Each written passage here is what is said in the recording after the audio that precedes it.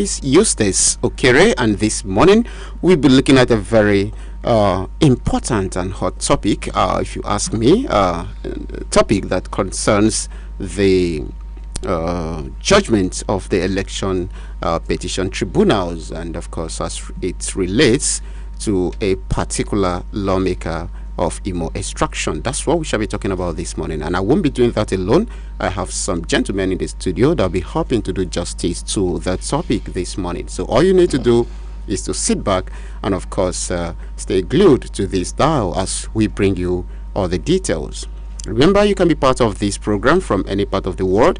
You can join us via our social media handles on Facebook, on Twitter, as well as YouTube. We are live currently, and you can be part of the discourse by joining us live on Bus Radio 98.9 FM Owerri. The WhatsApp number, of course, still remains 0806 999 2999. I'll repeat that, 0806 999 2999. In no distant time, I shall be letting you know whom the gentlemen in the studio are. And of course, I will also reel out the phone lines when the time is right for you to ventilate on the topic we have for you today.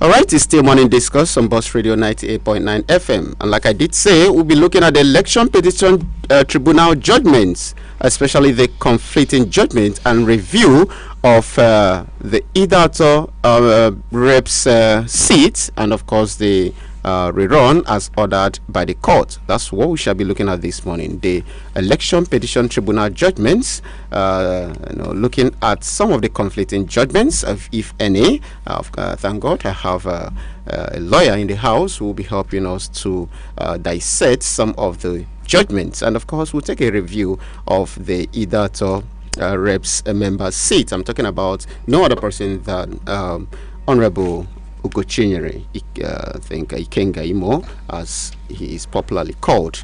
That's what we shall be looking at this morning. In the studio here with me is Sir Sonny Nduku, who is a member of the PDP Special National Media and Publicity Committee, as well as the Deputy Director, Media and Publicity, Imo PDP Governorship Campaign Council. Good morning to you, sir. Good morning. Good morning, Imolites. It's a pleasure to have you today on the program, Mr. Sonny. All right, we also have another person in the studio who is also a member of the PDP and, of course, a two-time governorship aspirant of the People's Democratic Party. I'm talking about Chief Ambassador Chuks Ajelu JP. Good morning to you, sir. Good morning. Correction, chairmanship, not governorship. Oh, sorry. But I'll claim it in Jesus' name. Yes, yeah, apologies for that. That's the two-time PDP chairmanship aspirant in 2016 and 2020, if I'm very correct. You're correct. Thank you. It's a pleasure to have you in today's program. Thank you for having me. All right, we also have a lawyer in the house and, of course, a public affairs analyst in the person of Barrister Dick Adendo. Good morning to you, sir. Good morning, and thanks for having me once again. Yeah, it's always a pleasure, sir. And of course, these are the gentlemen we have in the studio. And remember, I did say we shall be looking at the election petition tribunal judgments, talking about the conflicting judgments. And right now, we are going to take a review of that court order, ordering rerun for the good people of either the North and South Federal constituency. I'm talking about their member, which of course is a popular name right now, Ikenga Ugochinyere, as popularly known, and that's exactly what we shall be looking at this morning. But before we go into the nitty-gritty of the discourse this morning, it's important I play some clips where you would hear the lawmaker himself make his press statement. All right, sit back and enjoy the excerpt. More of today have acquired a tag of a breeding ground for activities undermining democracy, electoral process, rule of law, and even daily waste of human life. People are being killed left, right, and center. Since Uzodinma, that was never elected, took fake papers and mislead the Supreme Court to being declared a winner from 4th position. All men of low electoral moral have constructed all sorts of evil or the other in Imo State. Elections are now being held without beavers. Beavers are now being bypassed. That will be subject for another discussion of how people can upload fake accreditation into the beavers machine. And that's why he thinks they can repeat this in Idato. It will not happen. Many people are losing their election at that tribunal because they won the election and somebody went and uploaded fake accreditation to back up fake written figures. And that is why Ikenga must be killed to silence me. You cannot silence me. They feel if they can get away with the Supreme Court magic, they can get away with using pre-election business grant to steal our mandate. No way. Let me remind you all, we won the primary landslide. They challenged us and we won them, even when they did not participate even in our primary. And they still came back on the same matter. In that election, I was not in Imo State. My people stood and we won the election. And I want Nigerians to know, the man he sent to court to challenge me won only 1 polling unit. Out of 346 polling units, 346 polling units, he won 1 polling unit. In absence, my people defeated them and we had victory. And you come third, and then you go to tribunal because it has been tried in Supreme Court, which could the Supreme Court move you from 4th position to 1st position.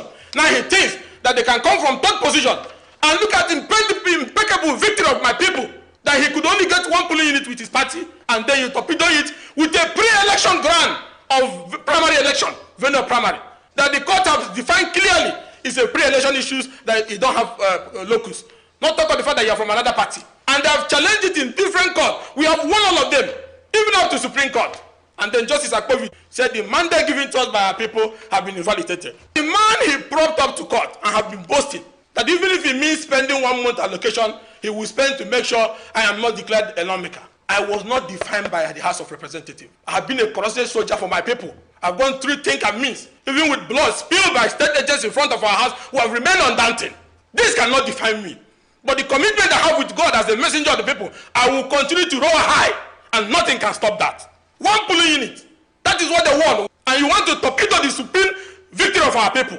You win 1 polling unit out of 346 in either of that constituency. And that is the person that wants to now get an opportunity to go to the House of Representatives. Heroes do not trend on smooth ground. We defeated you. And on my bed in absentia, I claimed victory by the supreme will of God and our people who gave me victory. Because people think they have bypassed beavers accreditation, then they have an opportunity to steal what was not given to them.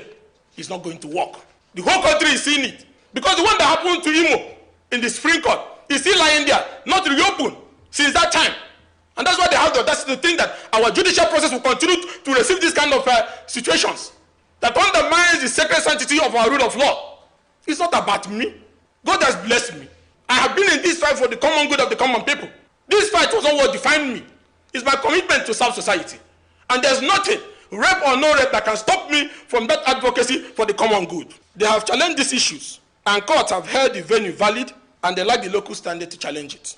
They planned a repeat of using a man who won 1 polling unit out of 346 and came third in an election to silence a man who the people elected. But you cannot.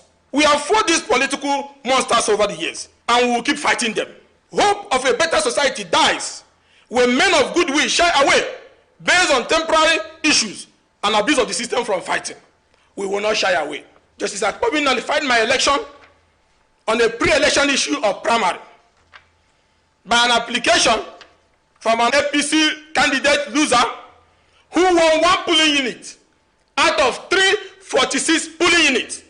1. Even when me that was challenged was not in the state, we still won by the will of our people. And today, we are being punished because we did not bow to an individual who is unfit to be in office. Now, the man that was propped up by him to attempt to reunite the magic of the Supreme Court this time around with Justice Akpovi on an issue of pre-election, something that is not one of the constitutional grounds for disqualification, something the appeal court yesterday and even 2 days ago ruled on, something that the same election petition tribunal have ruled on other members of the House of Rep that their primary had the same venue as valid, and a pre-election issue that non-party members can challenge. Same tribunal here in Maraba, Nasarawa, just few days ago. But Justice Akpovi used that to nullify a people's mandate based on an application by a young man who won 1 polling unit out of 346 and came third. This judgment is perversion of justice and an insult on the principle of constitutional justice. And as a soldier of democracy and defender of the people's interests, I will fight this till the end. And my courage and strength for advocacy have been emboldened. Not everyone will bow to the audacity of Festac 419 people to destroy the decency of our society in their bid to keep power. No matter what, I am committed to the strong ideals of democracy. Let all men of goodwill know Ikenga cannot be intimidated by the powers being wielded by men unfit to be in an elective position. I will vigorously challenge this decision. At the same time, I will challenge this decision at the appeal court with everything in me, and I will continue, and at the same time, no matter how it ends, remain committed to speaking more truth to power, standing against immoralists and men of no decent background who have seized our democratic space. I am stronger than ever before. This has motivated me to understand the need why I must continue the advocacy that our society is getting rotten and people are playing akara with our judiciary, and it must stop. Like me or hate me, I cannot change on this given path that God has given me. For the fact that I escaped their bullet and their knife to cut off my head on January 14th, a symbolic day of the same day they stole our mandate from Supreme Court. Having survived that, there's nothing any human can do that can change me. You can bring frivolous charges, you can bring thumb-up charges, you can find more terrorism charges, more murder charges as you are carrying them up all over the place. But I will remain undisturbed in my quest to keep speaking truth to power and fighting for our people. This is injustice. This is a side day for our democracy. I will fight it because we have great respect for the judiciary. We will fight it, and we will petition to NJC to review the circumstances on how this judgment was arrived at. We continue to respect the judiciary, and we hope and pray that the Court of Appeal will be courageous enough to redo this injustice done against the people of Idato by a man and his godfather who won 1 polling unit out of 346 polling units and used a pre-election matter of primary to want to stop the supreme mandate that God and our people.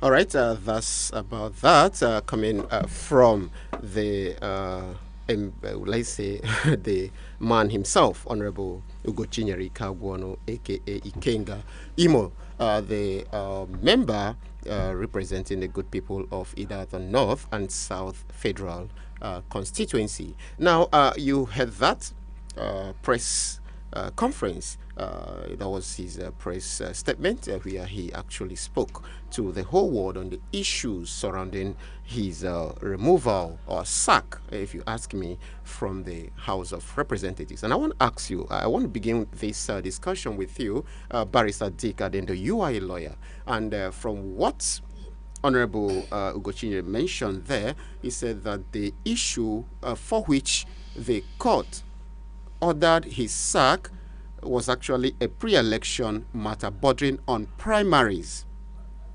These primaries, I know, was not challenged by any member of his own political party. It came from the opposition APC. And I want to ask you, as a lawyer and in your own experience, is that in line, taking a look from previous judgments on similar issues, is that in line with what the court should do? Well, thanks so much. Like Honorable Ugochinyere said, that he rightly noted that the grounds for the judgment was a pre-election matter. That's a matter that ought to have come up and dispensed Exactly. before the general election. Well, Section 285 sub 14C of the Constitution outlines matters that could come up before pre-election. Okay. And the internal affairs of a party are quite different. The issue here is on venue where the primary was conducted. Exactly. Now, I don't think that was captured in the Constitution. Where you have that specifically outlined is in the Electoral Act. Okay. I think Section 84, sub 5. And then the party constitution too of PDP. But the Supreme Court has ruled in a plethora of cases, especially in the most recent one, involving the Allied People's Movement, APM, versus Tinubu. Okay. In the last week's judgment of the court, that matters of the party, internal affairs of the party, are not to be poke-nosed by a member of another party. Okay. That when you litigate on such matters, that you are a meddlesome interloper. That's how the court put it. A meddlesome interloper. That is like a neighbor peeping through the affairs of his neighbor, peeping. Okay. And the issue there is the double nomination of Shetima as running mate to Tinubu. That at the time he was nominated, he was still holding the ticket of the party for senatorial ticket, Exactly. for his own. And that was the ruling of the court. And the principle of judicial precedence, which connotes that judgment of a higher court are applicable to lower courts. All right. Now, or even courts of coordinate jurisdiction, where the courts are equal in status as provided in law. That's election petition ought to have taken that into consideration. This recent judgment from the election petition, which is from Court of Appeal as Court of First Instance, for presidential election petition. But it did not. And that is why the young man is so pained. Because justices are members of the society. They cannot claim ignorance of that judgment. Okay. And then the effect of that judgment to their own judgment or even subsequent judgment across the country. It applies to, any other court in the country, especially courts of, lower jurisdictions. It applies. That's the essence of judicial precedence. And by the way, the law envisages that judicial precedents will, are such of significance that they make judgments of course predictable. Okay. And then certain. So that if you are going to court and you look at your matter, it is on all fours, that is in terms of the facts, with similar judgments of the court, you have a higher degree of confidence. But once you start having this cherry picking, judgments, ambivalences, and then conflicting judgments, Okay. it can be so unsettling, can be so disgusting, and continues to cast aspersions on our judiciary. And that is not good for democracy, because the essence of all this is so that people's choices will count. Like the young man said in the video, let's remove emotions and look at the facts. What is the popularity of the person, assuming they have the same political party?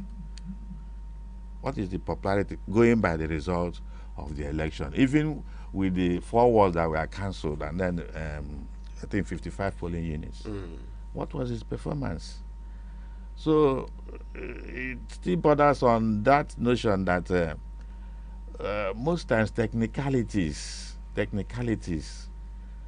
are not helpful in our democracy. The court should strive at all times to dispense substantial justice. Justice should not be sacrificed at the altar of technicalities. Because when you say venue, it borders on technicality. For instance, that court sat in Nasarawa. Why did you now relocate the sitting? For security reasons. And then why are you not recognizing the same reason? If a party, a political party, considers security risks, threats that are realistic, and then relocates its primary within the reach of the aspirants of the party in a state, and none of the parties are complain that they were harmed or they were disenfranchised. Yeah, as a that's result of that actually location. bringing me to the And next then, question. excuse me, and then he said that, you said that it was not challenged. He said it was challenged up to Supreme Court, and he won. He won up to Supreme Court. That's before the election proper. Okay. So why should it now be the fulcrum of judgment of nullifying the entire election? Not only nullifying, but excluding him from any further participation. That's exactly my worry. If actually it was challenged, maybe internally by the people he actually contested with within the same political party. So why would a lower court come again to fault that judgment? I think, let me come in there. Okay. I think this has to do with our judicial system, keeping records. All right. When a matter is instituted in courts, at any level of the court, and it gets to an appellate court, then the appellate court takes final decision on it. I think the judiciary should have records where they transmit all these judgments, and any presiding judge at any level should make reference to such judgment that have been decided on. I think Nigeria have this issue of, that is why we always have records of conflicting judgments. An appellate court has ruled as the final arbiter, has ruled on an issue of electoral case, and the lower court is setting aside a subsisting judgment from an appellate court. I think it's embarrassing to our judiciary. All right, thank you very much, Sonny Nduku. And I want to, let me come to you, Ambassador Chief Chuks Ajelu. This is coming from the opposition, and the person in question, the embattled lawmaker, is of your own political extraction. And I want to ask, do you see it as political witch hunt also? Well, thank you. I think for our listeners, it would be advisable to break these issues down for all to understand. And like you said, it really pains me. Ugo Chinyere's case has been a case that almost everybody has followed, right from when he aspired, indicated his interest to run for the federal constituency of Idelta North and South, and up to his winning, which, like he said, one of the second politician who wasn't present in his election but really won. That's to show the popularity of Ikenga. And as a party, although I'm not a spokesperson of the party, but as a member of the party, I'm pained by these decisions that are being churned out outside the jurisdiction, like my brother said, of Imo State, affecting the People's Democratic Party. Ikenga is a popular candidate, we all know that. If you see the margin of him winning the election, I think it was 13,000. Dr. Pascal Obi of Labour came second with about 5,000, and the young man from APC had about 2,000. You can see the gravity of the popularity of this individual. Not only that, he wasn't in the state at the time of this election, and he really won. The people believed in him. He canvassed for votes, and he made promises, and the people really believed, and the party was behind him. So these judgments that came out a few days ago knocked us below the belt, and like he said, we will challenge that in the Court of Appeal. But what are the issues? What are the decided issues of a pre-election matter? One that has been decided is nomination of a candidate. 2, double nomination of a candidate.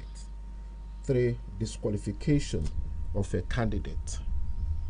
4. Wrongful substitution of a successful candidate named by the electoral body, which is INEC in this matter. Then the 5th one is the wrongful omission of a successful candidate's name by the electoral body. And the 6th one is the complaint about the conduct of the primaries. And lastly, as the first declaration on oath about the particulars of a candidate. All these are decided. These are things that we now know. But like my brother said, who are those who have locus to be able to challenge these issues, which was made explicit in section 285.14 A to C. 1, if like 4 of us are in the studio and we run for a primary of a party, and then I win, for instance, and then you have an issues with my winning, and you go to court after using or exhausting the internal mechanism of the party, then you have either 3 of you, either yourself, Sasoni Nduku, or Barrister, my brother, can go and challenge my declaration within that party. Like you said, exactly. once we move out from there, I think it's 14 days that 14 days that exercise must be concluded and dispensed with. Then after that 14 days, once I'm duly nominated, my paper sent to INEC and stuff, and I stand for election, like my brother said, in that judgment. And I think, let me read it for clarity's sake. It said in that Supreme Court judgment, a political party that files a suit to challenge the nomination of a candidate of another party will be a nosy busybody, a meddlesome interloper, like somebody peeping into the affairs of his neighbor without any backing in law. No court of law can entertain such a suit, quote and unquote. So why this?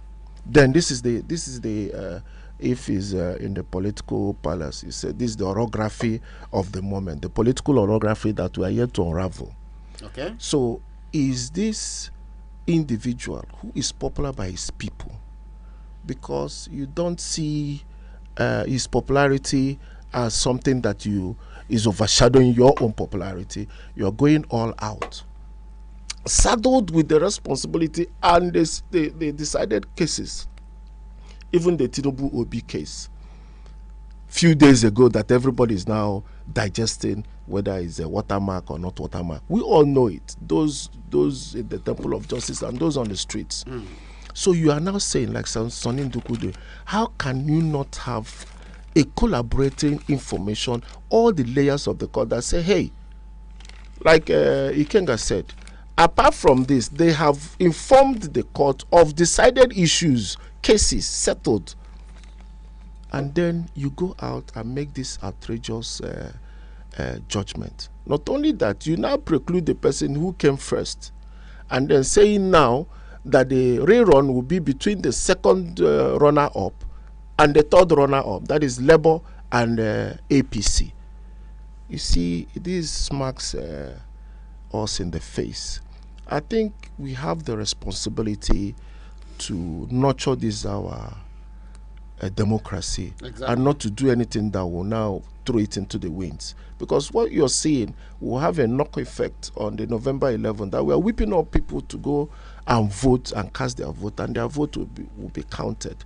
And when people see what is happening, you see them get despondent, say, okay, what is all? Why should I go and vote when if I vote and then vote for a candidate of my choice, and then the courts will now take over and then declare whoever they want based on technicalities, like my brother have said.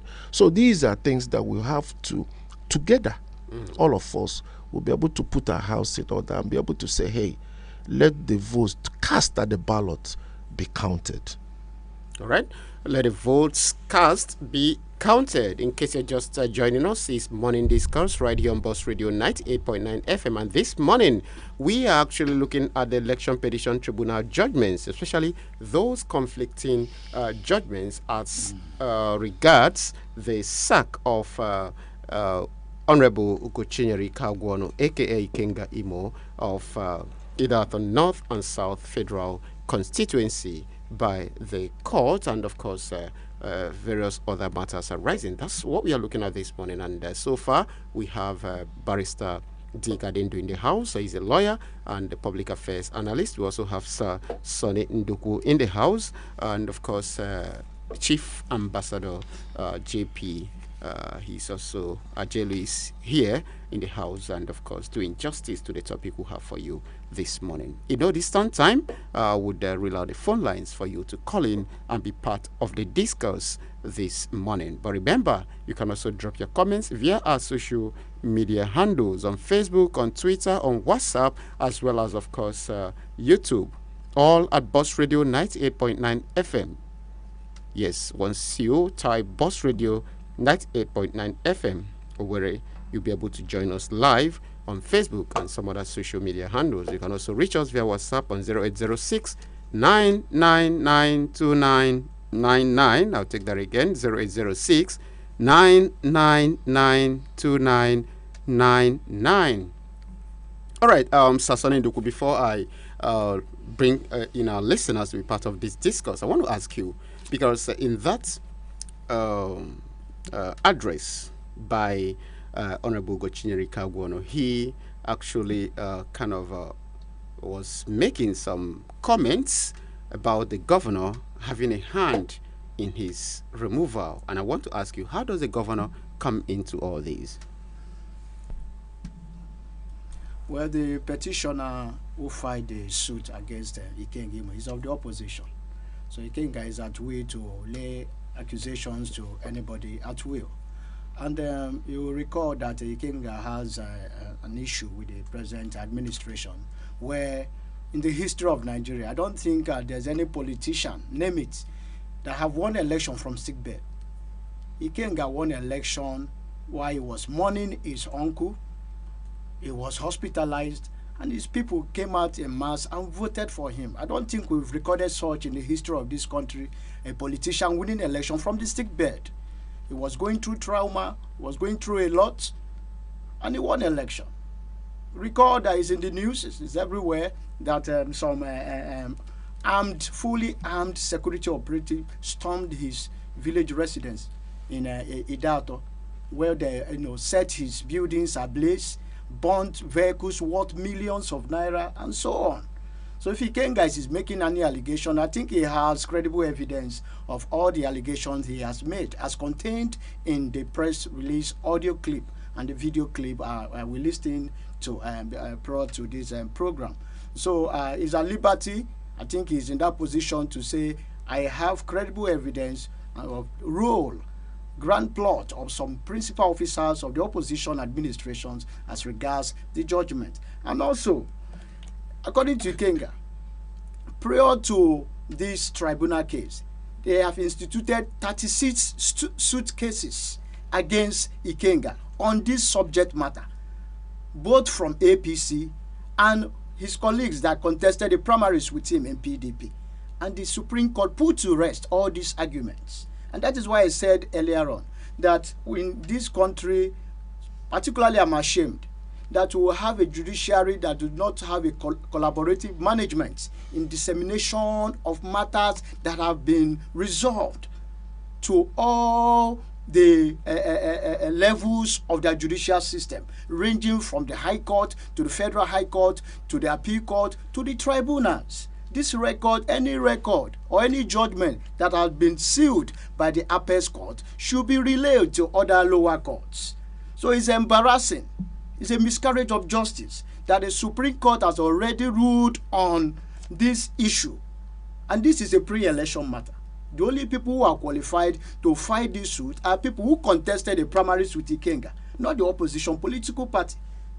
So the tribunal coming to set aside the judgment of an Appeals Court to give a ruling on a matter that is subsisting, that has a subsisting judgment, I think we are embarrassing the judicial system, and I think it's time for the NJC to wake up from their slumber and begin to sanction some of these presiding judges. They should wake up and begin to sanction some of these presiding judges. In one of the social media news sites I read, one of the tribunal judges accused the Chief Justice of the Federation of starving them of funds and exposing them to bribery. What language did he use? Bribery racketeers. Starving them of funds and exposing them to bribery racketeers. That is to say that they know that these people are tempting them to give them funds to overturn the judgment, the will of the masses. And for them to go to the media and expose some of these things, and today we record some of these justices that have been released. Look at Okigwe South, Jonas Okeke, and so on. These matters have been taken care of prior to the general election. And the tribunal is coming to rule on the same matter when the Supreme Court has addressed such issue. The NJC should sit up and sanction these judges that want to destroy our democracy. Thank you. All right, thank you very much, Sonny Nduku. And let me quickly come to you, Barrister Dick Adendo, before we let in our listeners. And I want to ask you, now that this judgment has been given, what is next for Honorable Ugochinyere Ikawonu? What options does he have? Yeah, the option is very clear. It's provided by the Constitution and even the Electoral Act. He has option to appeal. The tribunal's judgment is not final, So he will go upstairs. He will appeal against it. And lucky enough, like he said, that the Supreme Court has litigated on it and passed judgment. So that will be a very big, citation for him in terms of precedence.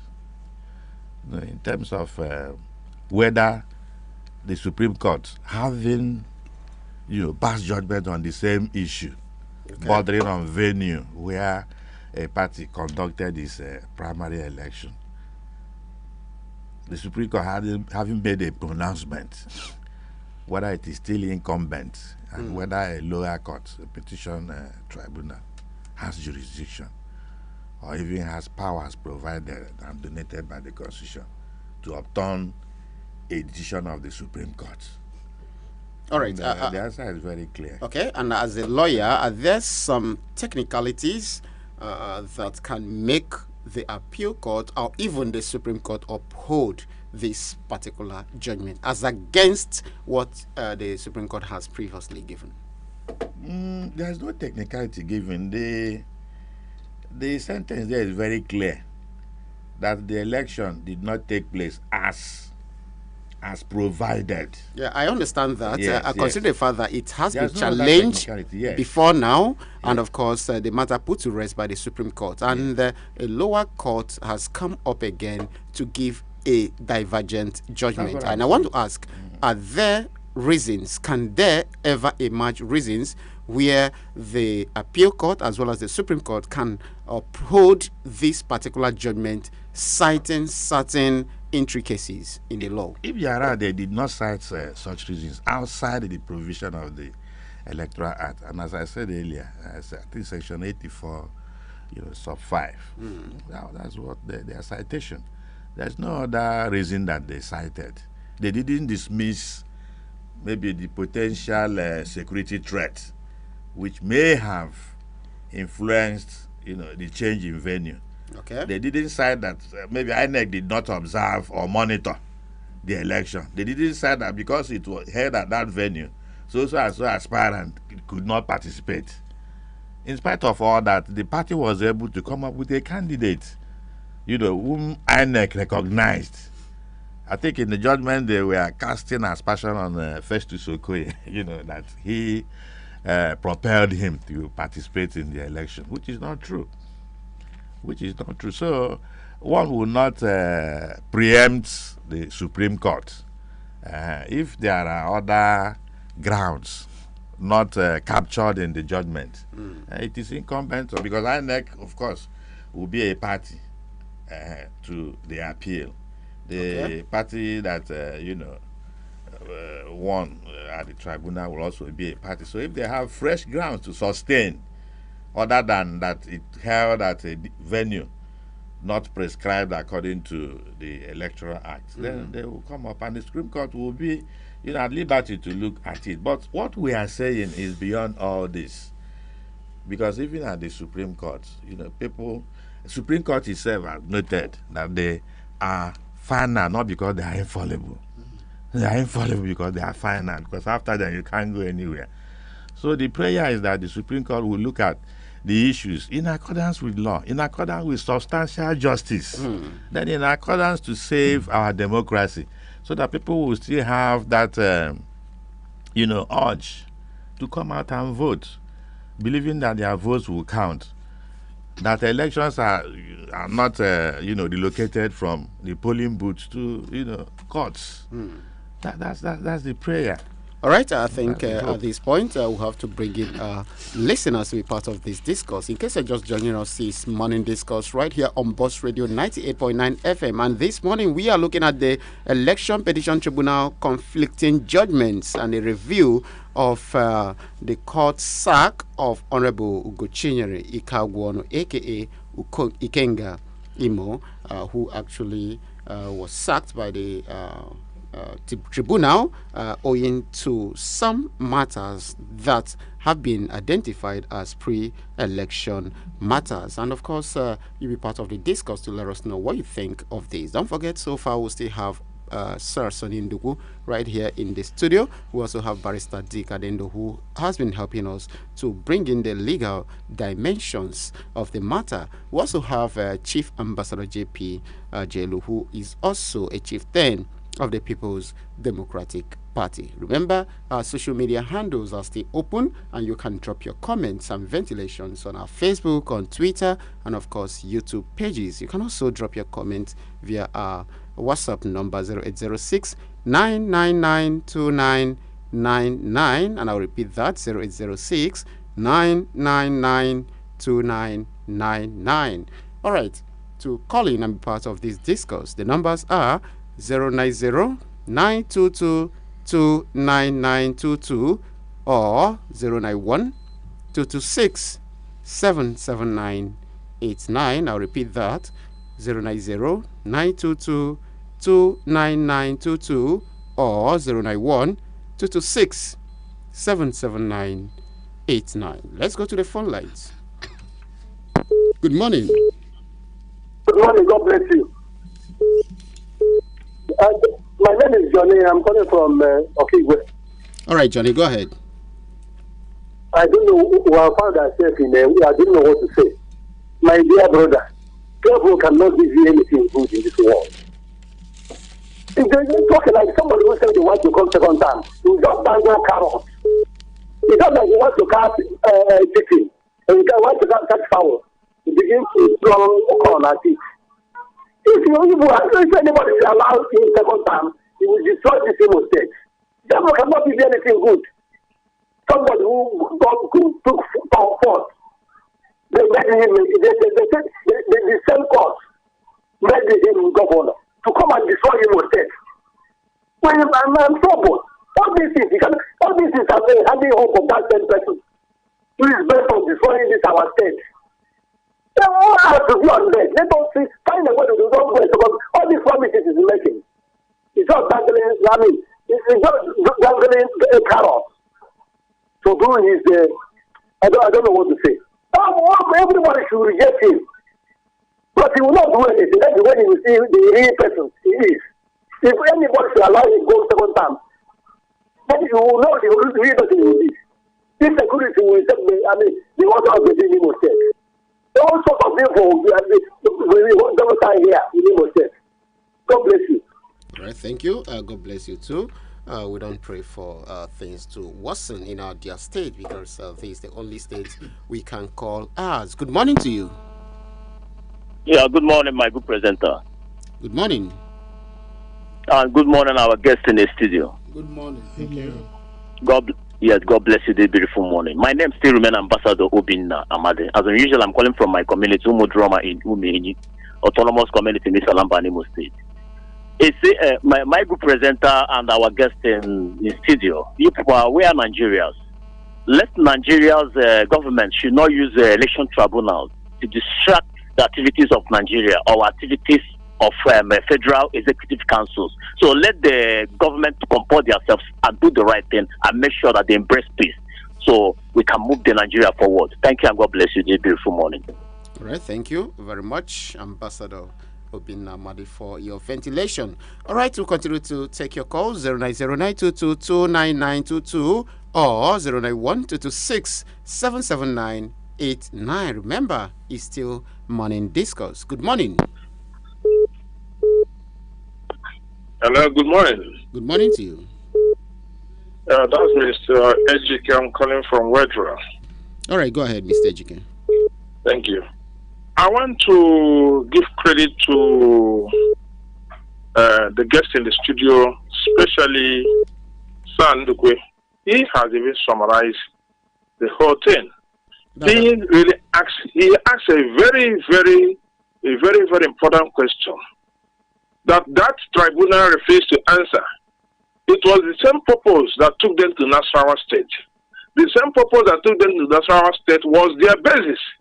They now rule against Ikenga, citing the fact that the election took place somewhere else outside the constituency, forgetting the fact that yes, the security issue was at that area of Olo. And I remember sometime, yes, during that pre-election trials, Ikenga, I remember he mentioned that they wrote to INEC, and INEC permitted them to conduct that election outside the constituency. That was why INEC supervised that election. So he has summarized that, except they are telling us that judiciary in Nigeria, one, either it is on gunpoint, two, either the virus has come in, three, or this is a prelude to anarchy. Why do we now condemn some countries now where military has taken over? Because what we are experiencing here is a military. I will not even add democracy. It's military with civilian dress. Because whereby the sanctity of the law is not being respected here. So what else are we talking about? You have different judgments here and there. Which one do we follow? Which one do we take as precedent? I am ashamed, like one of the guests said. I'm ashamed of our judiciary, and we don't have. If I have a wing, I will fly and fly away. I'm telling you, Nigeria does not want living any longer. Right, thank you. Thank you very much. Don't fly. You don't need to fly. This is our only country. And where are you flying to? Okay. Thank you very much, Mr. Ejike. I quite understand your plight, but please, I beg you, don't fly. Remain with us. Good morning to you. Hello, good morning. Hello, good morning. Good morning to you. Yeah, I'm Austin from Akwakumamako here. Go ahead, Austin. Oh, sorry, I think we lost that. Do well to stage a comeback if you can. 09092229922 or 09122677989 are still the numbers to call. And remember, it's still Morning Discourse, where we are looking at the Election Petition Tribunal conflicting judgments as it has to do with the sack of Honorable Gochinyere Ikagwono, the Ikenga Imom, the member that is representing the good people of either the North and South Federal constituencies. So far, Sir Sonny Nduku is in the studio and, of course, helping to do justice to the matter this morning. We also have Barrister Dika Dindu, a lawyer and, of course, a public affairs analyst. Chief Ambassador JP Ajelu is also right here in the studio. And you too can be part of the discourse by calling us via the phone line 09092229922 or 09122677989. Don't forget our social media handles are still open for your ventilations on Facebook, Twitter, as well as YouTube. Good morning. Oh, sorry, we lost that. Hello, good morning to you. Good morning. I'm Chinedu. I'm calling from Irete. All right, Chinedu, go ahead. What I'm seeing in Nigeria with their tribunals now is just simple. Tribunals are trying to legalize rigging and the electoral fraud by their so-called technicalities. So it will deter many people not to come out again and vote. Thank you. God bless you. Thank you very much, Chinedu from Irete. Thank you. So far, I think I need to take this message coming from few individuals before I allow you to react to some of the calls. I have this one coming from Comrade Obed Chidiemos Onyefeze, who is texting us from Wedra Road here in Owerri. He said, earthquake in Morocco. I don't understand what that means. Maybe I think you are not really understanding where we are looking at this morning. Okay, this one is also coming from Obinna, who is writing us from Oji. He said, good morning, Boss Radio.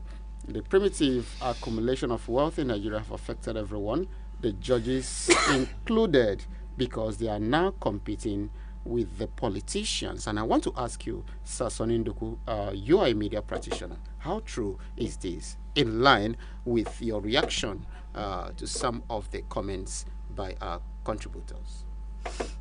Well, the contributors really observed, and they have decided to,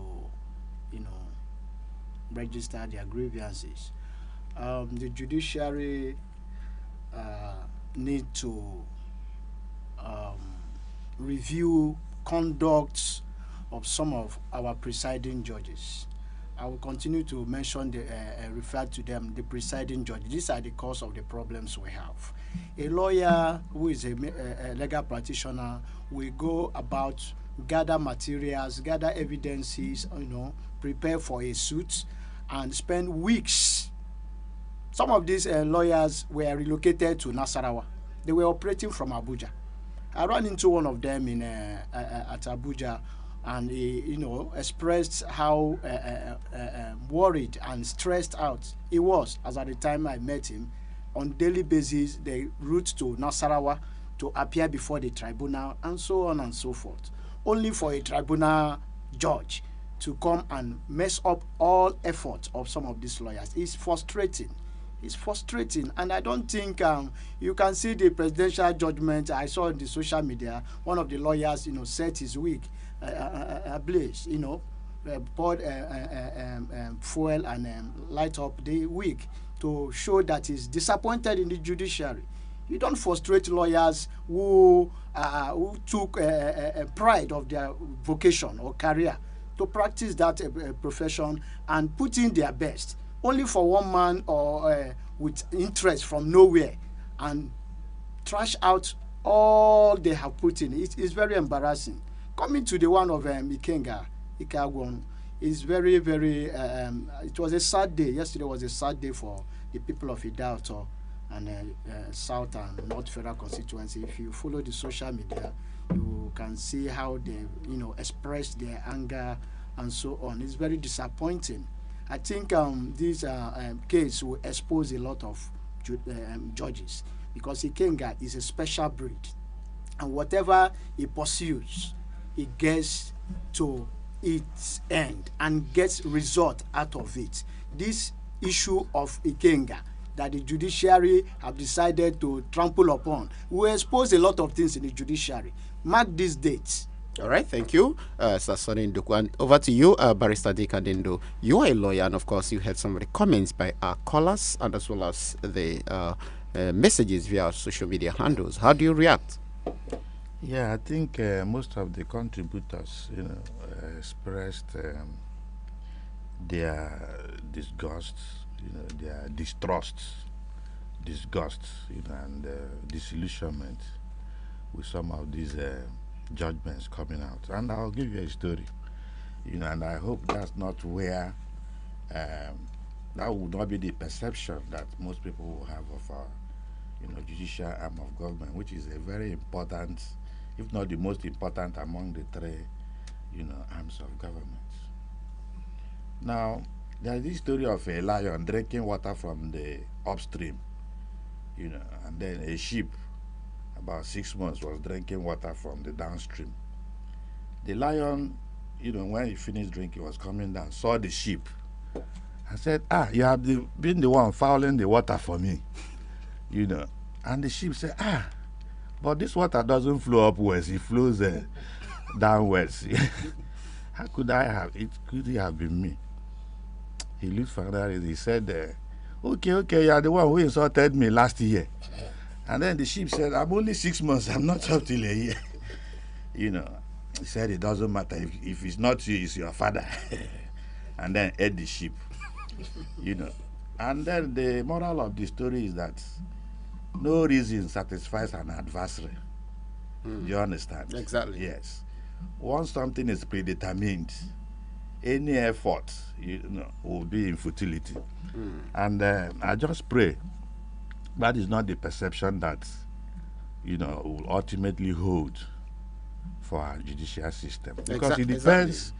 It depends on what they see, as truth. It depends on what they see. Because in every case, you have the counsel for the defendant, you have the counsel for the plaintiff, just as you have for petitioner and then the respondent in election matters.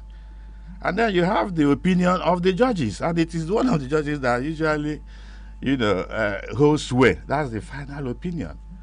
And we are saying that final opinion should be justified. The reason should be cogent, it should be compelling, to the extent, because it has often been said that what is justice? When do we say that justice has been done? And the parameter is when the common man in the street says, this case, that justice has been done in this case. The common man in the street, not the, the legal jurist, not the erudite lawyer, not the son, So, and that means that justice should look at the issues, go beyond technicalities, to satisfy the needs of society. And then will the venue of an election, as in this case, the venue where primary was held, will it be justified as the ground for nullifying every other effort, every other quality of the candidate, the votes that he scored, his credentials, his antecedents, his experience, and then the party, held the primary somewhere for a reason that is verifiable, that there was security threats, a reason that is credible, a reason that even the tribunal, as I said earlier, for which it is sitting at Nasarawa and not in Imo. Will it now be justified if the tribunal has its judgment upturned, maybe not on grounds of where the venue was held, by a higher court, overlooking every other ingredients or whatever, or elements of a judgment, and then the higher court will say, no, because you sat at Nasarawa, you didn't have jurisdiction, this election is hereby maybe nullified, How would such justices feel if on this ground the higher court nullifies their election, discountenancing every other, detail that is, related or relevant in their judgment? Of course, they would not, they wouldn't be happy, and there's nothing they could do about it. And that's what some of the judgments, the effect it has on the populace. Because oftentimes, especially when you get to the Supreme Court, and if this kind of perceptions are held, the persons become helpless. All right, and of course that's the situation we'll try to avoid, and that can be achieved by constant advocacy and informing and reinforming, educating and re-educating the people on certain issues, especially this type of situation. All right, it's still morning discourse in case you're just joining us, and this morning, like I did say, we are looking at the Election Petition Tribunal conflicting judgments as regards the sack of Honorable Ugochinyere Kagwonu, the member representing the good people of Idaho North and South Federal constituencies. Morning Discourse returns shortly after this commercial break. Please stay tuned.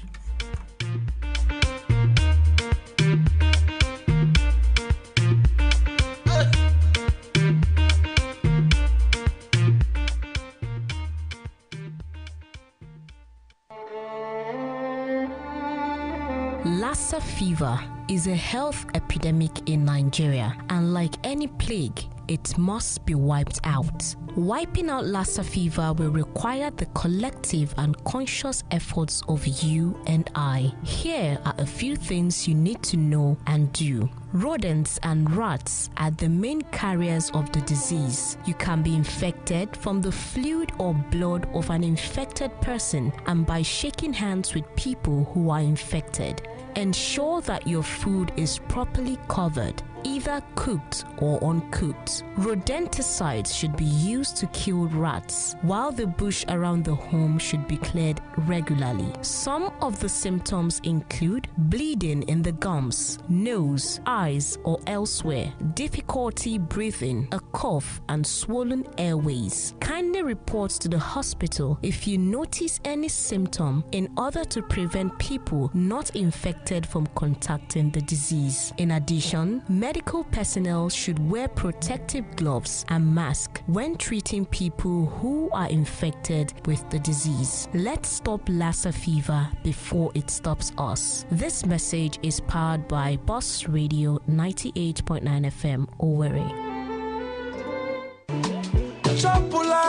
Nothing beats the aroma and sweet taste of a well-cooked ofaku at Mimi Place. When it comes to home-cooked food, we are home away from home. So come into our spacious, ever-conducive and bubbling spot at Mimi Place every Sunday for Ofaku Sunday. It's super special Sunday treat for you, friends, loved ones and family who love ofaku. Visit us today at Mimi's Place, located beside All Seasons Hotel, plot 5046, All Seasons Avenue, New Owerri. Place your ofaku order now by calling 0803-501-0005. That is 0803-501-0005. Make your Sundays memorable and satisfying with Ofaku Sunday. Mimi Place.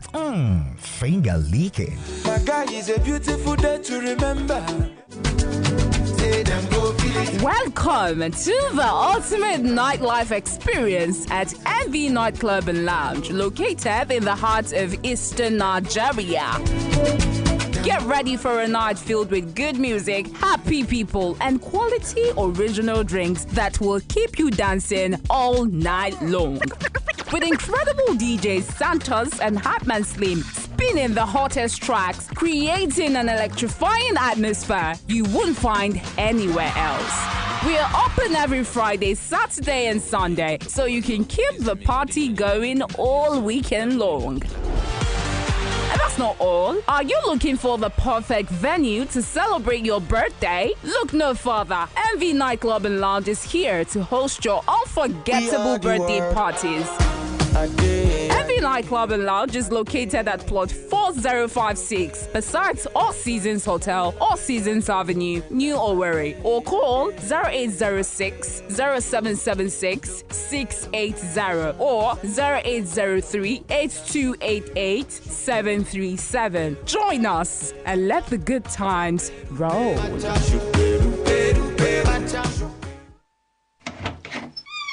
Dear Jude, Kezekisi nwetezi ego since morning on the rilipo nka gini meziri na nwanne nwere ọzọ mmadụ nọ n'elu ya na ịhụnanụ ndị politiks ozukwala ọzọ akpọrọ anyị ba aga ebe a nkwe ya akpọ anyị ba akpọ ebe a natawa ego ka m natawa n'ego ebe I'm dis confused amazi m nke m na-eme ka m natawa the money ịhụnanụ ihe m na-ekwu enyela enu gị ego now irie n'ụtụtụ ga-erie n'ehihie rie n'abalị ị ga-erikwe tomorrow.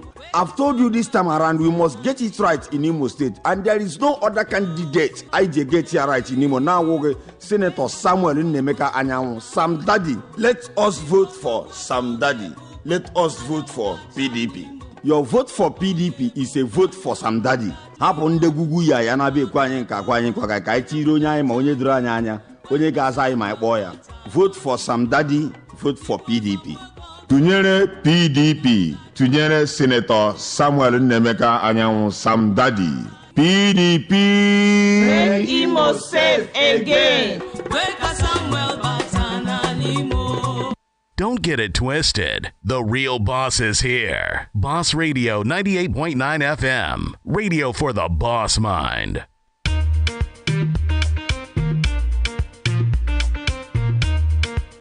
All right, you're welcome back. It's still Morning Discourse, radio on Boss Radio 98.9 FM. Don't forget, this morning we are looking at the Election Petition Tribunal conflicting judgments and the review of the sack of Honorable Gochinyere Ikagwono, the member representing the good people of Idaho North and South Federal constituency. And so far in the studio, we have Sir Sonin Dupu, who is, of course, a media practitioner. We also have Barrister Dick Adendo, a lawyer and public affairs analyst, and there are also a chieftain of the People's Democratic Party here in the studio, Chief Ambassador Chuks Ajelu JP, who have also been helping to do justice to the topic we have for you this morning. Shortly before we went on that commercial break, Barrister Dick was giving us kind of a review, or will I say an analysis of the contributions of our callers so far. And I want you, Ambassador Chuks Ajelu, to equally help in dissecting some of the views of our callers in line with these few messages I'd like to take right now. Yes, let me quickly take this one coming from Anyebu Cherechi. He said, good morning to you all. I still remain Anyebu Cherechi, the voice of Ihito Boma. Like I always say, we will continue to pray and shout until the right thing is done and achieved here in Nigeria. Our judicial system is bad. We will only pray for God to come for our rescue. Enough is enough, for crying out loud. All right, so that's actually coming from Anyebu Cherechi. I will also take this one coming from Chika, who is texting us from Owerri. He said the judiciary has destroyed the country and brought her to global shame. Well, I think a lot of other messages coming in, and I may not take much from that. Let me allow you quickly react, Chief Chuks Ajelu. How do you look at the judiciary in line with what some of our listeners are saying? Well, thank you. I think there must be some conscious re-engineering of our judiciary system. Like they said, the last couple of months, people are agitating, all eyes are on the judiciary. And so far, they have not lived up to our desired expectations. We need to tell ourselves, citizens of this country, that we have decided to uphold justice, to be fair to all concerned if it's a Rotary club. From those who have called, you can deduce that the morale of our people are low, and as a party, the People's Democratic Party, we take pride in our due diligence. I think this last election we exhibited candidates that were popular with the people. I think the SWC will be credited with that process. That even if you say the venue, like we all say, there's some stipulated requirements you need to do, i.e. informing INEC of a change of venue, which the People's Democratic Party did, informing the aspirants well enough time to adjust to this new venue. The venue must be accessible to all aspirants, and the police, the security agents who are saddled with the responsibility also in law to supervise these primaries. And the People's Democratic Party abided and did all they expected to do. And it looks like we're getting the end of the stick in most of these judgments, and we are saddened by it. Ugo Chinyere is one popular candidate that once he emerged as a candidate, we took it in the People's Democratic Party to be one in the bag out of the other 9 federal constituencies. And if you check down the line, we have Osby, who is a popular candidate as well. We have Uju Kesley, who is a popular candidate. So all our candidates that contested for these elections were duly considered and emerged as the people's candidate. You can imagine in Idiato North and South, where the wife of the governor lost in her booth. The father-in-law lost in the booth. 5 commissioners from that constituency lost in their booths. This is to show you the state organizing secretary of the APC lost in his booth. The zonal vice chairman of APC lost in his booth. So that is the overwhelming acceptance of the candidature of Ugochinyere. So this smacks us in the face. We are saddened, but like Barrister said, there's an opportunity to appeal, and we hope that the judiciary will step up to the plate. Like they said, the elections is for everybody, and the tribunals are for the petitioners, the respondents, and the judges. All right, Chief Chooks, let me quickly add there, because right now we are going by the court judgment until probably the appeal is done. And I want to ask, if this sack remains, what chances does the PDP have in either North and South, as well as the entire Olu zone? I pray it doesn't go against us, but in the unbelievability of what happens in Nigerian judiciary now, nobody can say for sure what will happen. But let us say, for sake of argument, it goes against us. It is our responsibility as a political party to whip up our members who will now be kicked in the backside to be able to now right the wrongs and be able to churn out the voters that we need on the 11th of November. I think it would help the party to be able to now whip our members in line, in as much as everybody will be low and down. It happened to our famous the deputy gubernatorial candidate of our party, Right Honorable Jones Onyeri Chukwudi.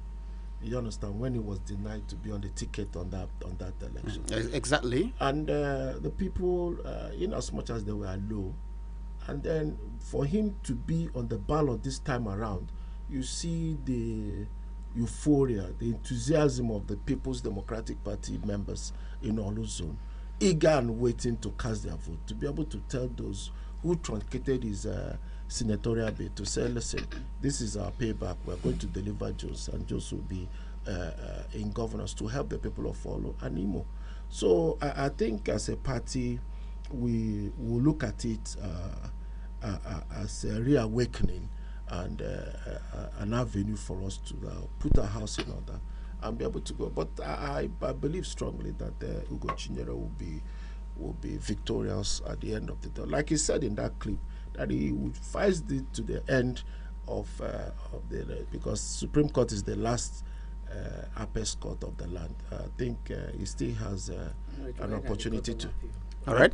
Thank you very much. And let me come back to you, Sasani Nduku, before we reopen the phone lines. I want to ask, it's often said that the judiciary is the last hope of the common man. And so far, with the calls and messages, it seems to be otherwise. What's your take on that? Well, if we review the prayers of the petitioner, Chika Abazu, he prayed to the court to declare the primaries as invalid because of the venue. And I want to ask, no APC candidate can lay claim that there was a primary election of the APC in Imo. No APC candidate or party faithful can lay claim.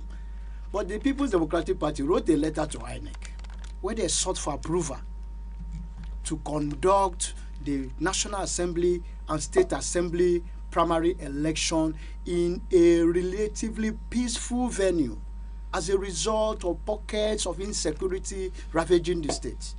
And the INEC acknowledged the letter, and also the security agencies acknowledged the letter, and they came to Aladima Mall where they monitored the primary election.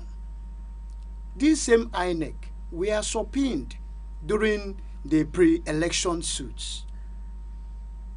They made their submissions and it was recorded by the court.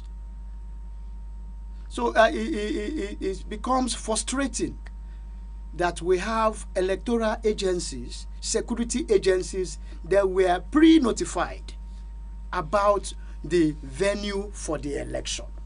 And these agencies are keeping mute, keeping quiet. And some individuals at the corridor of power influencing bribery racketeers in the ruling APC administration, blackmailing judges, influencing judgments, and so on. They are discouraging the voters. And I know that Imo people have taken a decision. The enlightened Imo people have taken a decision. This frustration is getting out of hand. This anarchy that is brewing in the air is getting out of hand. And if the leaders and the youth do not rise up to take this state over from the people who want to create crisis in this state, Imo State, like the other caller said, that how I wish he had wings. He will fly out of this country. Imo will be a deserted state if this issue is not properly addressed. Thank you. All right, thank you. We don't pray for that. And of course, we believe God that it won't get to that extent. All right, in case you're just joining us, don't forget it's still Morning Discourse Radio on Boss Radio 98.9 FM. The voice you just had last is that of Sir Sonny Nduku, a media practitioner. We also have Barrister Dick Adendo in the house, as well as Chief Ambassador JP Ajelu. He's also right here in the studio doing justice to the topic we have for you this morning. We'll continue to take your calls. 09092229922 or 09122677989 are the numbers to call, and I'll repeat 09092229922 or 09122677989. Keep the calls coming in. Good morning. Hello, good morning. Good morning to you. Yeah, my name is Mr. Rapo. I'm calling from Afak. All right, go ahead, Mr. Rapo. Thank you, the guest in the studio, Mr. Sonny Nduku, and you have said it all. You really go straight to the point. Thank you for what you just said now. My opinion is that I just few minutes I don't listen to on Right News. He especially mentioned that the problem is just from the sitting government purpose of the man that is behind all these things, and which I actually agree with him, because since Coutinho have won the election in his out of we wasn't even on the ground, and the governor have finding a way to stop Coutinho. Since and another thing, he has made the video of this campaign organization, so he has seen it came as a threat to his coming election in November 11.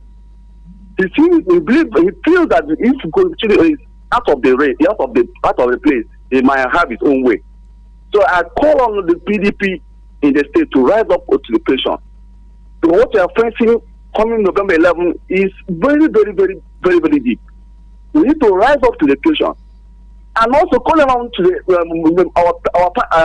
the party PDP.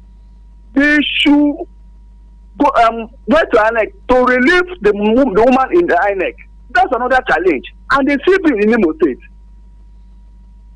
If the governor can go to all the lengths to frustrate the election of the king, he can do anything. So what we are facing is the uphill task.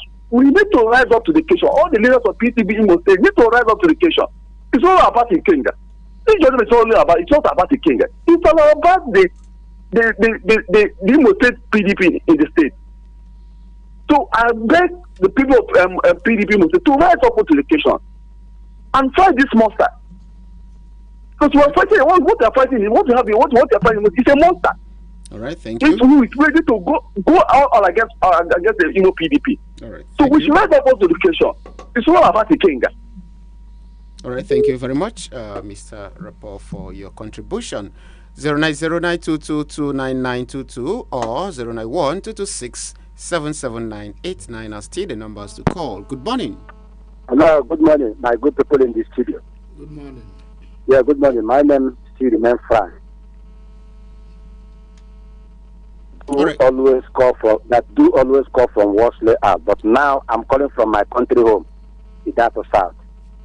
Honestly, concerning the outcome of the tribunal issue, honestly, it's not acceptable, honestly, because we, the people of Idato nation, Idato North and South, we voted for a candidate, our own brother, which we believe into, and that the way it is, we still have the faith and believe in the judiciary to do the right thing at the right time. It is better to fail in originality than to succeed in imitation. The way it is, it pains me a lot where the judiciary have been hijacked by so-called executives. During my early education, I learned that there are 3 arms of government. But today, the way the things and the manners of the judiciary, honestly, it pains me. But nevertheless, we still have the... Sorry, I think we lost you, Frank.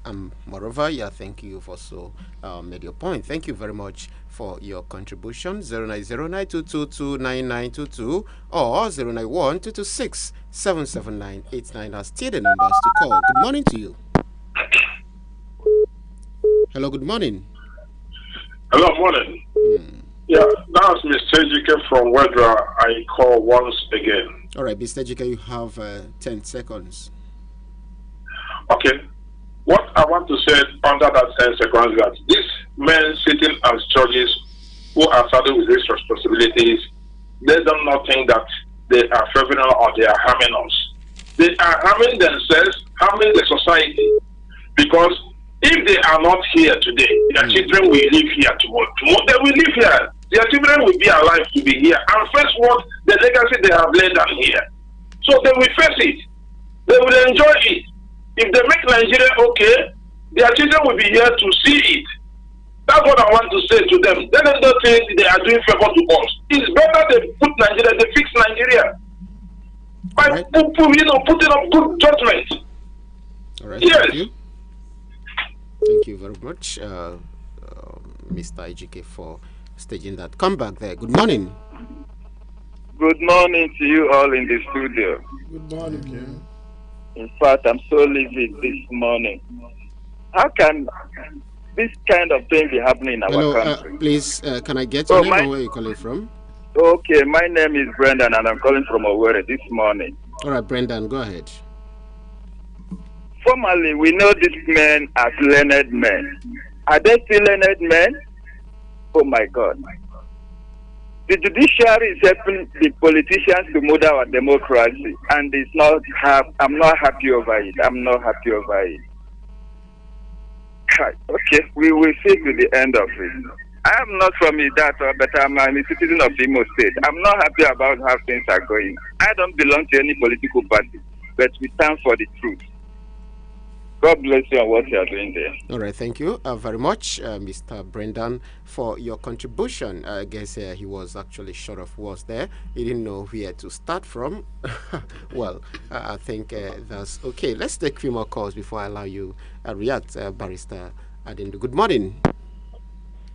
Hello, good morning. Good morning to you.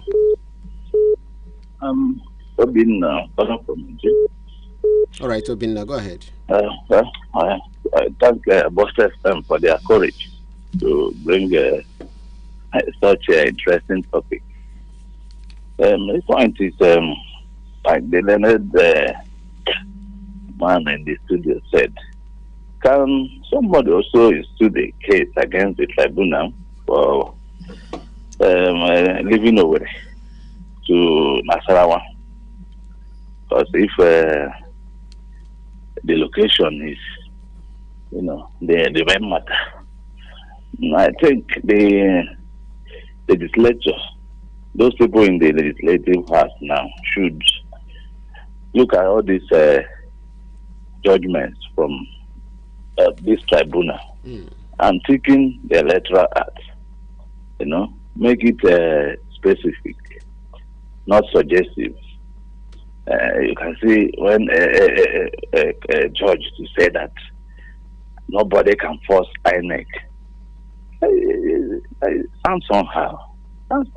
Like it's just like when you say that somebody who is going into university, that when the university has made their entry qualification, and finally you now find out that there are people that meet without qualification, and they're not telling you can't force the university to follow their rules. So on the other side, if we look at other democracies in the world, okay, let us use Brazil. Brazil, after their presidential election, how many did it take the court there to dispense the case before swearing in? So what I'm saying is that they have their own system that they nominate judges from the lower court, appellate court to Supreme Court 2-2. Then the president now nominates 2 lawyers who serves in that the electoral court. So when we just leave everything to the executives and their friends, they are human beings. Manipulations will come in. All right. So if the legislative will go back and taking that our electoral law, remove where they now placing in the hands of INEC to choose, make it rigid. Thank you. All right, thank you very much, Obinna. 09092229922 or 09122677989 are still the numbers to call. Just few more calls and it will be a wrap right there, so that I can allow the guests in the studio to wrap up the discussion this morning. Remember, it's still Morning Discourse right here on Boss Radio 98.9 FM, and we are looking at the Election Petition Tribunal conflicting judgments and a review of the sack of Honorable Gochinyere Ikawgono, the member representing the good people of Idato North and South Federal constituencies. Good morning to you. Hello, good day. Good morning. Is Mr. Rapper, just bounce back. All right, you have 10 seconds, please. Okay, I'm just meant to understand that this is same judgment will go against Jonas Ukeke of the PDP at Itobo or Kigwe South. You can see this trend is just more of the voice of Jacob and the voice of Jacob and the hand of the voice of Jacob and the hand of Esau. That's what this judgment showed. And like the Mr. Barrister Big and Adido said, that this judgment is more of like a medicine interloper. Because how can a party that's not is not a member of a political party going to court, asking the court to strike out what is a election matter? So this is a rape or a rape on justice. You understand? So we need to. I'm really sad about this judgment. I'm really sad. All right. You understand? Thank you. I'm very really much. sad because if you see the trend, if Kenga and Jonas Okeke. So there's something that I'm really sad. Really sad. Okay, I'm really sorry about that. You're sad, Mr. Rappo. So sad to hear that you're sad. I wish you can. Let's take a couple of messages. I have this one coming from Chika, who is texting us from Owerri.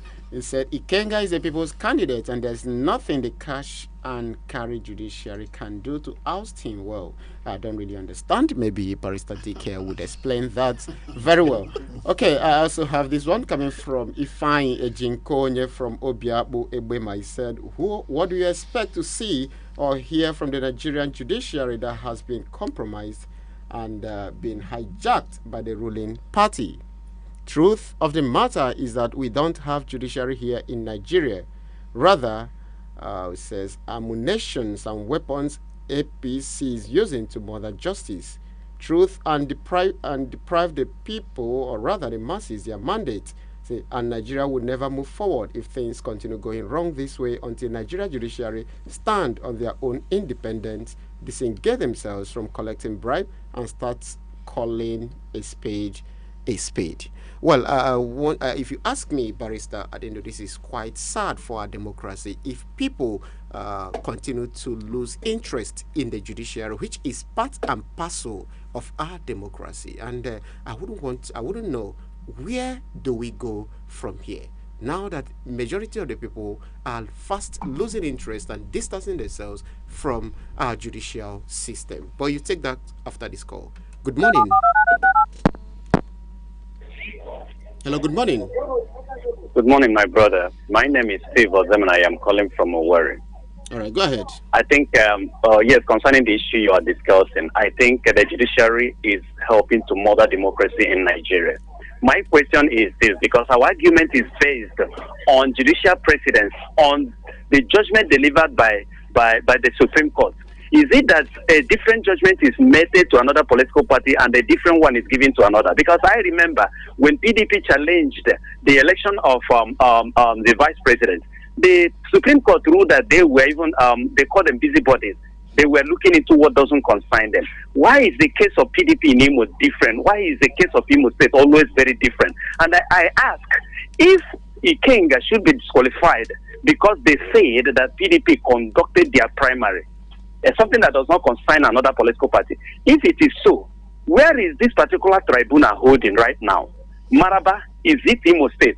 Why was the tribunal, relocated from Owerri, where they are supposed to sit and oversee matters concerning Imo State, and it was relocated to Maraba? Is it not also a constitutional issue? I think the barrister in the studio should also help me to understand that. If a judiciary that is supposed to sit in Imo for Imo election is relocated to Maraba, whether Niger State, and from there they are also adjudicating on a matter that is supposed to be between political party, PDP, and they now disqualify a candidate. How does it also affect the judiciary that was relocated to another jurisdiction? Thank you very much and have a nice day. All right, thank you very much, Steve Ozemina, for your take. All right, over to you, Barrister Dick Adendo.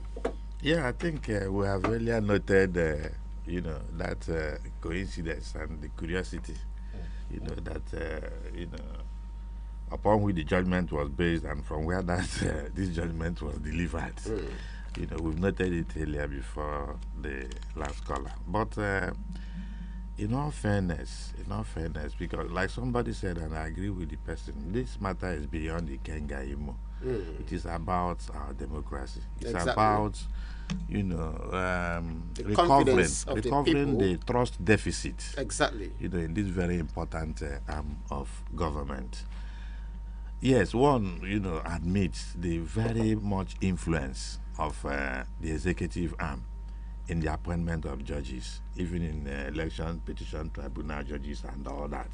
There is that influence, which is a constitutional matter, a discussion for another day.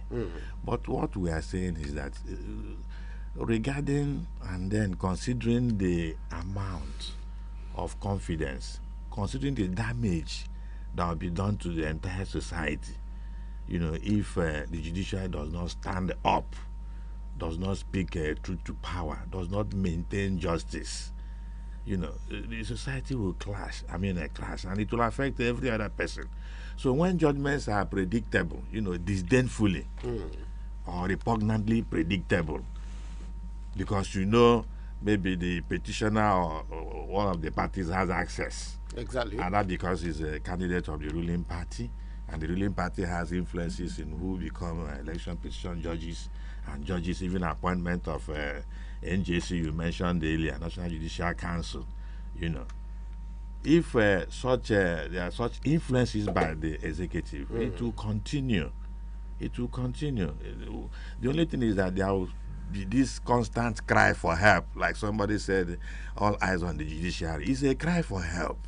It's an expression of helplessness. People held in captive anguish, And I believe that our judges should, start rekindling the hope of the masses, the common man in them, the hope they repose in them, and the enormous role, and the expectation of the poor masses, especially when matters like this come up. People should not, be left with, if a matter comes and say, no, we know where it will go because of the influence of this. Because the executive will always be there. Those constitutional provisions upon which judges are appointed either for election petition tribunal or for normal courts, they are always there. Exactly. So, and our judges, it needs our judges to stand up, to have integrity, to have eye on justice. Abraham Lincoln said, I have no eyes but constitutional eyes. If a party can decide the mode of it elects its candidates, like direct primaries and indirect primary, and some other, more complex issues, why wouldn't they have, the right to choose venue for an election? They choose, all right. So that's the way. Our judiciary should help us. All right, thank you very much, Barrister Dick Adendo, and of course that serves as your final words. All right, over to you, Sir Sonny Ndugu.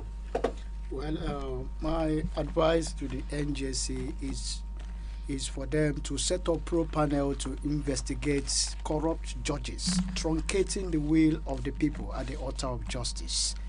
The judiciary should redeem their image at the Court of Appeal, because all eyes is on the judiciary, the case study of the Idato Federal Constituency. Also, judges should be paid their allowances as at when due, so as to resist against temptation from bribery racketeers who are agents of the powers that be. I stand with Ikengi Imo in solidarity, and I say to Idato Federal Constituency people and the Okigwe South that I see light at the end of the tunnel. All right, thank you. Of course, even in our dear country, Nigeria, will still see light at the end of the tunnel, believing that the current challenges would actually yield a better Nigeria in the nearest time to come. All right, and to you, Chief Ambassador JP Ajelu, your final words. I think from the summary of the callers, everybody is wearing a long face, including Barrister Adendo, who is a servant in the Temple of Justice. That all is knocking on his profession, and it's not funny. I think I have to align myself with Obinna, the caller, who made the suggestion of judgments before swearing in. I think we should look at our electoral laws. I recall Mikey Guinea, who was in various fora prompting himself and INEC of this invention of the cancer to all political malpractices of beavers and all the rest. And you can see with the enormity of the finance, over 100 billion naira that was allocated to technology into our election, perfecting our election. You see that all is now being poured on the streets, and it's not encouraging. I think the lawmakers should be able to now we tinker on the laws that we have that will be a benefit to all, and be able to now not leave open for lacunas in our laws, and then tighten up some loose ends so that once the election petition arises, if they do, then we have a more definite route to be able to get justice. I believe we'll get it right, and I believe that Ndimo should be able to come out on the 11th of November and cast their vote, irrespective of what is going on. And I believe Ugo Chinyere will reclaim his mandate. All right. Thank you very much, Ambassador Chief Chuks Ajelu JP. In case you're just knowing him right now, Chief Chuks Ajelu JP is a coordinator of Atiko Kowa Volunteer Management Team right here in Imo State. He's also a two-time former PDP chairmanship aspirant in 2016 and 2020. That's the person you just heard his voice. We also thank Sir Sonny Ndugu right here. He is a member of the PDP Special National Media and Publicity Committee, as well as the Deputy Director, Media and Publicity, Imo PDP Governorship Campaign Council. Thank you very much for coming, Sir Sonny Ndugu. And we also thank you, Barrister Dick Adendo, Barrister Dick here, is actually a lawyer as well as a public commentator. Thank you so much. Thank you very much. And of course, there is the much we can take today on the program. I also sincerely thank you, our wonderful listeners, for your calls and contributions. I cannot mention all your names right now, but I do believe that I just know I have you all in mind. Thank you so much for your contributions. Remember, Morning Discourse returns same time, same station next week. My name remains Eustace Okere, or Mr. E. Wishing you a very fantastic week ahead.